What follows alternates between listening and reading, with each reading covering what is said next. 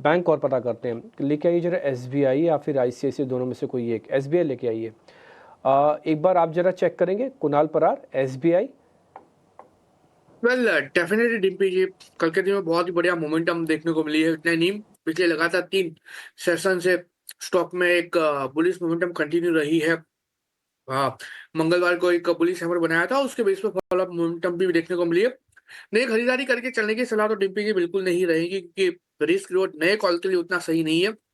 लेकिन जिनके पास already stock में पोजीशन है वो होल्ड करके रखे, क्योंकि जैसे ही स्टॉक 735 के ऊपर सस्टेन होगा तो आपको यहाँ पे अच्छी खासी रैली 780 तक देखने को मिल सकती है। सो व्यू पॉजिटिव साइड का ये 735 के ऊपर 780 तक की रैली ये स्टॉक हमें दिखा सकता है।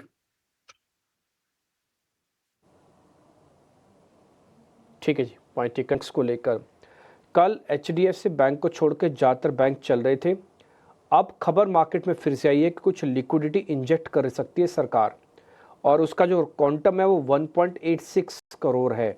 ये सेकंड टाइम है एक महीने के अंदर, इनफैक्ट 1 से 1.5 महीने के अंदर, जब लिक्विडिटी को इंजेक्ट किया जा रहा है। एक बार इस पे आपका टेक, कितना फ़र्क पड़ता है सर इन सब चीज़ों से, और इससे खासकर पीएसयूज बैंक पे कितना इम्पैक्ट आता है? नहीं, मैसिव फर्क पड़ता है। और डिम्पी जी, ये भी समझना चाहिए कि जब 15 मार्च होगा तो एडवांस टैक्स पेमेंट्स आएंगे, so there will be a liquidity drawdown, जैसे हम देखते हैं हर हर साल एनुअल बेसिस पे सिस्टम में। और इसलिए आई थिंक एक बहुत अच्छी मूव है to probably ensure that the liquidity remains sufficient in the system itself. So that's point one. दूसरा, आई थिंक जो आरबीआई कर रही है in terms of both OMOs और जो करेंसी स्वैप को लेके, कहीं ना कहीं आई थिंक सिस्टम को एक स्थिरता मिलती है।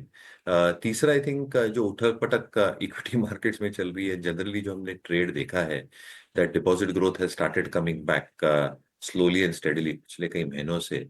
तो जो हम डिप्लीशन देख रहे थे इन टर्म्स ऑफ डिपॉजिट फ्लोज पिछले कई क्वार्टर्स में, जो कासा रेशियो में डिटोरिएशन देख रहे थे, कहीं ना कहीं I think that should show some signs of stability and improvement going forward.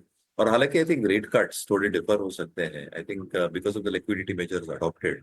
I think banking system में जो एक फ्लो है क्रेडिट का, जो एक्सपेक्टेशन हम मान के रख सकते हैं कि it should not probably creep the banking system as a whole. I think जो फ्लो ऑफ क्रेडिट है, आई थिंक वो बरकरार रहेगा। और ये सारे जो पहलू मैं कह रहा हूँ, I think that obviously will support the entire ecosystem in terms of balance sheet growth as well. तो हमें लगता है, आई थिंक जो हम सेक्टर की ईपीएसआरएस रेटिंग्स देखते हैं, इंस्टीट्यूशनल होल्डिंग देखते हैं, एक ओवरवेट कंसेंसस जरूर है, बट सिलेक्टिवली बैंक्स और फाइनेंशियल्स शुड डू वेल ये वित्त वर्ष। ठीक है, पॉइंट टेकन सर। अब थोड़ा इसको और ही मैटर को समझ लेते हैं, क्योंकि हमारे रिपोर्टर भी जुड़ गए हैं। तो आपने तो इसका इम्पैक्ट बता ही दिया, बट हमारे रिपोर्टर आपको ये भी बता देंगे कि एक्चुअली आरबीआई कैसे कैसे इंजेक्ट करेगा ये 1,86,000 करोड़ रुपए को। अंकुर मेरे सहयोगी जुड़ रहे हैं, आरबीआई को कवर करते हैं, वही आपको बताएंगे। अंकुर, बताएं आप। यह सेंट्रल बैंक ने लिक्विडिटी को ईज करने के लिए कुछ कदम उठाए हैं। यहाँ पर ओएमओज कंडक्ट किए जाएंगे 50,000 करोड़ ईच के, जो कि इस महीने प्लान्ड है। इससे पहले भी डॉलर रुपी स्वैप का अनाउंसमेंट जो हुआ था 28 फरवरी को, वहां पर $10 बिलियन के डॉलर रुपी स्वैप को अच्छा रिस्पांस मिला था। इसलिए यहां पर भी एक और डॉलर रुपी स्वैप को अनाउंस किया गया है। जो ओवरऑल अगर हम लिक्विडिटी मेजर्स की बात करें तो वो 3 लाख करोड़ से ज्यादा के होंगे अगर आप जनवरी से अभी तक देखें।